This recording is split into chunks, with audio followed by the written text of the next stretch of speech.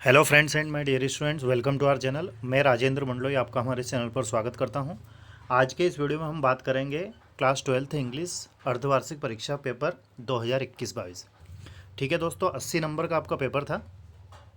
Video को अंत तक देखिएगा और अपने आंसर्स को चेक कीजिएगा कि आपने क्या आंसर इसमें लगाए हैं, है ना। और अपने फ्रेंड्स, रिलेटिव, क्लासमेट्स के पास वीडियो को शेयर भी कीजिएगा। ठीक है दोस्तों, तो चलिए शुरुआत करते हैं। सेक्शन ए दिया गया है। सेक्शन ए में कॉम्प्रिहेंशन रीडिंग रहती है, मतलब पैराग्राफ को पढ़कर प्रश्न के उत्तर देने रहते हैं। तो पहला पैराग्राफ दिया गया है, यहाँ पर 5 नंबर का पैराग्राफ था। इस पैराग्राफ को आप पढ़ोगे तो इसमें आपको लगेगा कि मतलब ग्रीक और पर्सिया के बीच में एक युद्ध हुआ था। उस युद्ध का एक घटना, जो घटना हुई थी, उस घटना को यहाँ पर प्रस्तुत किया गया है। ठीक है दोस्तों, तो चलिए क्वेश्चन की ओर चलते हैं। सबसे बढ़िया तरीका ये रहता है किसी भी पैराग्राफ को पढ़कर प्रश्न के उत्तर देने का कि क्वेश्चन को आप समझें। मतलब पैराग्राफ को तो समझना है ही, साथ में क्वेश्चन को यदि आप समझ जाते हैं तो आंसर आप अच्छे से लगा सकते हैं। ठीक है, पहला क्वेश्चन है, who has given an account of the battle between Greece and Persia. Persia और ग्रीस, मतलब ग्रीक के बीच में जो युद्ध हुआ था, ये किसने प्रस्तुत किया, मतलब ये बात हमको किसने बताई। तो यहाँ पर 4 ऑप्शन दिए गए हैं, जैसे हेरोडोट्स, डेरिस, प्लेटिया, ननापाबो। अब स्टूडेंट ने क्या किया है, बहुत सारे स्टूडेंट ने, मुझे पता है कि आपने क्या किया होगा, क्योंकि DARIUS ये शब्द इसमें दिया गया है, राजा का नाम था ये यहाँ पर। तो बहुत से स्टूडेंट ने इसको आंसर लगा दिया है, जबकि इसका आंसर ये नहीं है। इसका आंसर होगा पहला वाला, हेरोडोट्स। इनको द फादर ऑफ हिस्ट्री कहा जाता है और इनके द्वारा ही इस अकाउंट को हम तक पहुँचाया गया है, मतलब उन्होंने इतिहास में इसको वर्णित किया है। क्वेश्चन नंबर 2 है, what did the Athenians do expended victory. मतलब उनकी तीव्र विक्ट्री, है ना, तीव्र विक्ट्री के लिए उन्होंने क्या किया, तो they prayed for assistance of neighbouring state. Okay, next question की ओर चलें। तो क्वेश्चन नंबर 2 है, Marathon was the place where. Marathon एक स्थान था जहाँ एथियंस अचीव्ड विक्ट्री, जहाँ उन्होंने विक्ट्री अर्जित की, उनको जीत मिली। अगला क्वेश्चन है, इन द पेजेस इंटरसेड का अर्थ क्या है। तो इंटरसेड का अर्थ होता है आर्ग्यू इन फेवर, मतलब किसी व्यक्ति के लिए, किसी के फेवर के लिए आर्ग्यू करना, बहस करना, चर्चा करना, उसको इंटरसेड बोलते हैं। क्वेश्चन नंबर 5 है, this is a page about. ये पेजेस जो है, पैराग्राफ किस बारे में है, तो ये एक हिस्टोरिकल रिकॉर्ड है ना, मतलब इतिहास में दर्ज एक घटना है। तो इसका आंसर डी रहेगा। क्वेश्चन नंबर माफ़ कीजिएगा, पैराग्राफ नंबर 2 यहाँ पर दिया गया है। तो पैराग्राफ को आप पढ़ोगे, पढ़ने के बाद आप प्रश्नों के उत्तर आपको देना है। ठीक है, तो पहला क्वेश्चन है, whom should we forgive. Forgive का अर्थ होता है भूलना, हमें क्या चीज़ भूलनी चाहिए, तो हमें एडवर्सरी भूलनी चाहिए। एडवर्सरी का अर्थ होता है शत्रुता, ठीक है, दुश्मनी। What is difficult to forget, forget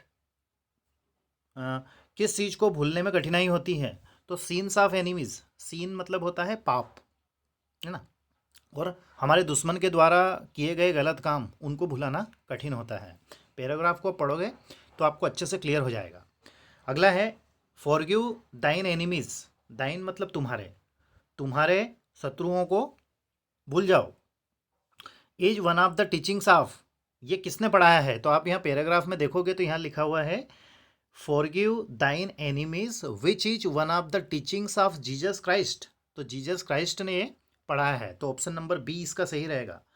अगला है, what virtue of Gandhi ji is author talking about. मतलब गांधी जी के कौन से वर्च्यू, मतलब गुण होता है, क्वालिटी के बारे में बात करते हैं, तो फॉरगिवनेस के बारे में बात करते हैं। ठीक है, आगे बढ़ते हैं। The antonym of adversary. Antonym का अर्थ होता है विलोम, मतलब एडवर्सरी का विलोम क्या है, तो देखिए इसका अर्थ होता है प्रतिद्वंदी, असिस्टेंट मतलब सहायक होता है, असॉल्ट मतलब किसी के साथ दुर्व्यवहार करना, प्रताड़ित करना, और अपोनेंट मतलब विरोधी। तो इसका एडवर्सरी का उल्टा लिखना है, तो यहाँ पर असिस्टेंट इसका आंसर सही रहेगा। क्वेश्चन नंबर 2 है, make notes on following pages and give a suitable title to it. Paragraph को पढ़कर नोट मेकिंग करना है और टाइटल देना है। तो इस पैराग्राफ को आप पढ़ोगे तो इसमें वुमेन मतलब महिलाओं की शिक्षा से संबंधित बात हुई है, तो इसका जो टाइटल हो जाएगा वो हो जाएगा वुमेन्स एजुकेशन। ठीक है, सिर्फ वुमेन भी यदि आपने लिख दिया है तो भी आपको 1 नंबर मिल जाएगा। वुमेन्स एजुकेशन लिखोगे तो और ज़्यादा अच्छा रहेगा।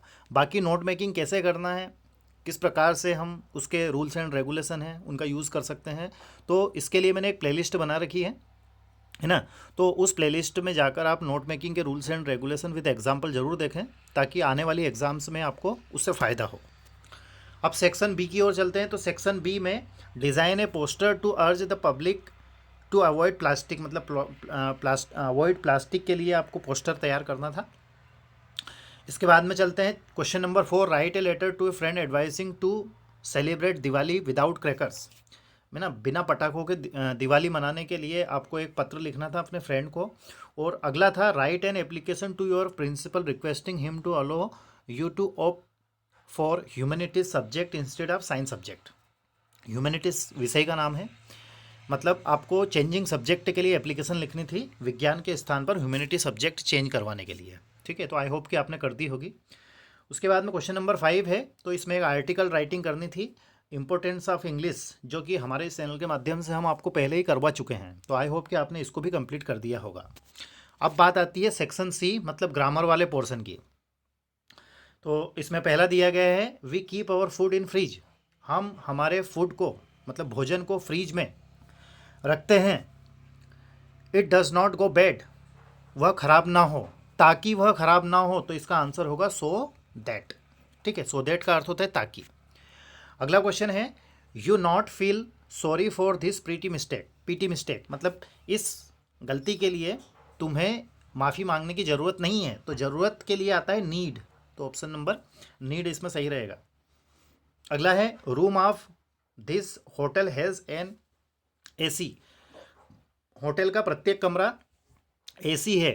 तो ईच मतलब भी प्रत्येक होता है और एवरी मतलब भी प्रत्येक होता है, लेकिन दोनों में अंतर यह है कि जब संख्या है ना, जो नंबर है वो सर्टेन हो, मतलब निश्चित हो, तो उस समय हम ईच का प्रयोग करते थे। यहाँ पर क्या आएगा, ईच आएगा। और जब अनसर्टेन हो, अनिश्चित हो, तो एवरी का प्रयोग होता है। ही इज़ गुड रिक्त स्थान इंग्लिश इन, ऑफ, एट और ऑन। तो इसमें आपको एट लगाना था, मतलब इसका आंसर एट सही रहेगा। क्यों रहेगा, क्योंकि गुड एडजेक्टिव जो है अपने साथ में फिक्स प्रीपोजिशन एट लेके चलता है।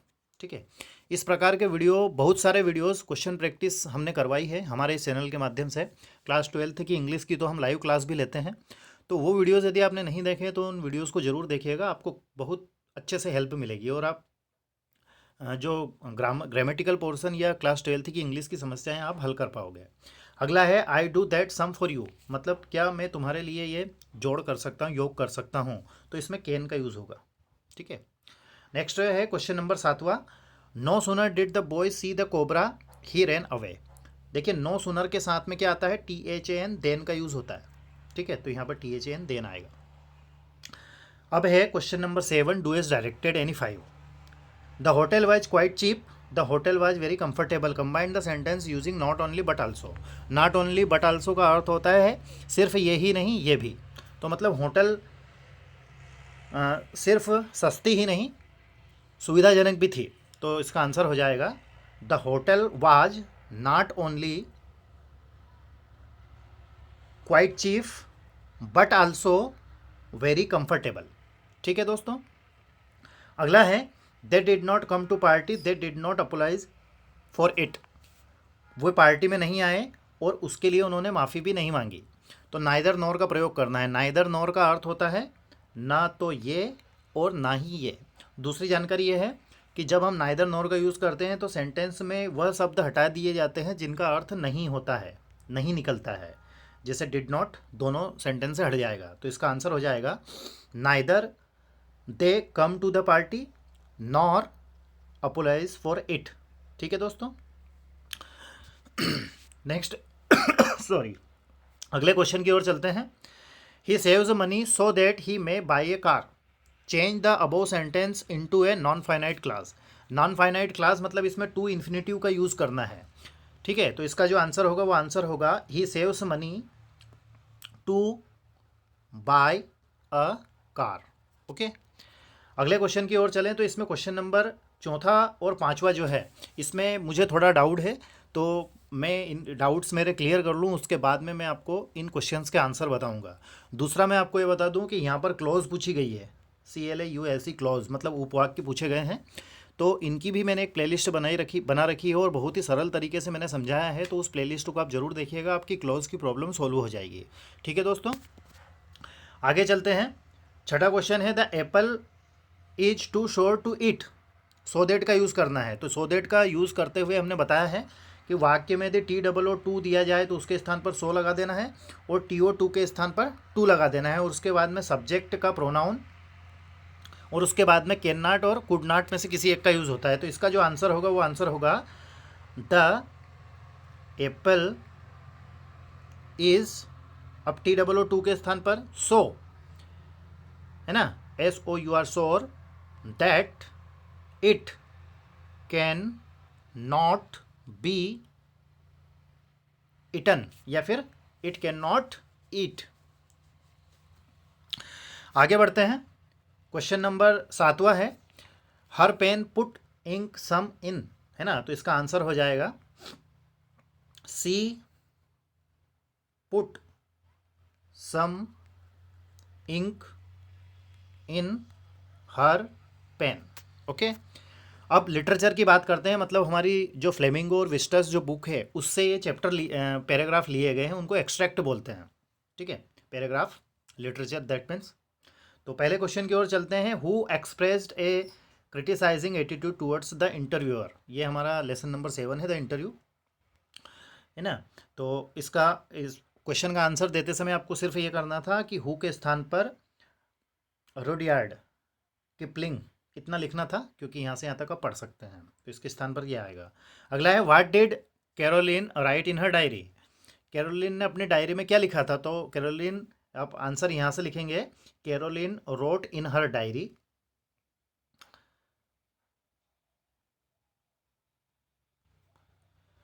और यहाँ से लिख देंगे wrecked by 2 reporters from Boston.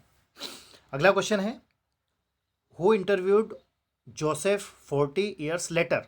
तो इसका आंसर होगा H.G. वेल्स। ठीक, तो हु के स्थान पर आपको लिखना है H.G. Wales.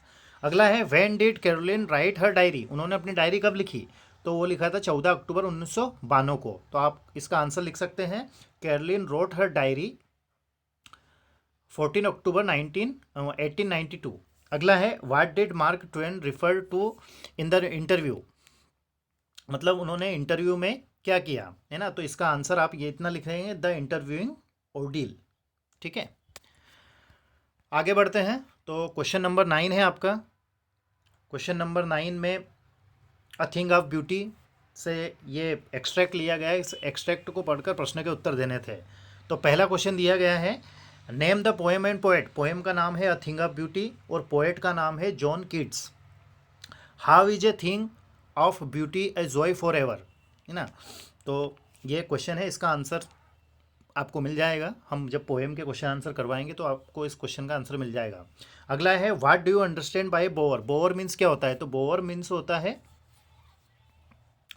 A framework that supports climbing plants. मतलब जैसे, मतलब ऐसे पौधे होते हैं जिनकी लता चलती है ना, लता मतलब बेल, उनको सपोर्ट करने के लिए हम जिस वस्तु का इस्तेमाल करते हैं, जिस फ्रेमवर्क का इस्तेमाल करते हैं उनको सपोर्ट करने के लिए, ताकि वो ऊपर चढ़ सके, उसको बोलते हैं बोअर। क्वेश्चन नंबर 9 है, पहले क्वेश्चन की ओर चलें तो व्हाट इज एकेडमिक शोकल्स्की, ये क्या है, तो ये है आइस स्ट्रेंथन्ड शिप, ये एक जहाज का नाम था, है ना। एकेडमिक शोकल्स्की, ये एक जहाज का नाम था, है ना, जो जिसको एक रिसर्च के लिए तैयार किया गया था। अगला है, which is the coldest continent in the world. पूरी दुनिया में सबसे ज़्यादा ठंडा कॉन्टिनेंट कौन सा है, तो वो क्या है, अंटार्कटिका है। यहाँ पे देखिएगा आप, कॉन्टिनेंट है ना अंटार्कटिका। अगला है, where did the author begin his journey from. लेखक अपनी यात्रा कहाँ से शुरू करता है, तो लेखक अपनी यात्रा जो है यहाँ से लिखने का, यहाँ से लिख सकते हैं, the author begin his journey from, है ना, फिर यहाँ से यहाँ तक आप लिख देना, नॉर्थ ऑफ द इक्वेटर इन मद्रास। अगला क्वेश्चन है what was involve in his journey, उनकी जर्नी में, उनकी यात्रा में और क्या इन्वॉल्व था। तो यहाँ से यहाँ तक involve crossing 9 time zones with check points, 3 bodies of water and at least as a ecospheres. ठीक है दोस्तों, तो आई होप कि आपका पेपर अच्छा गया होगा। आपको किसी प्रकार का कोई डाउट या कोई क्यूरी रहे तो आप पूछ सकते हैं। मैं कोशिश करूंगा कि आपके जो प्रॉब्लम्स हैं उनको सॉल्व कर सकूं। हमारे इस चैनल के माध्यम से कक्षा 12वीं की इंग्लिश को हम कवर कर रहे हैं, तो वो वीडियोज़ यदि आपने नहीं देखे हैं तो उन वीडियोज़ को ज़रूर देखिएगा और अच्छे से तैयारी कीजिएगा, है ना। Thank you very much for watching and please take care of your self.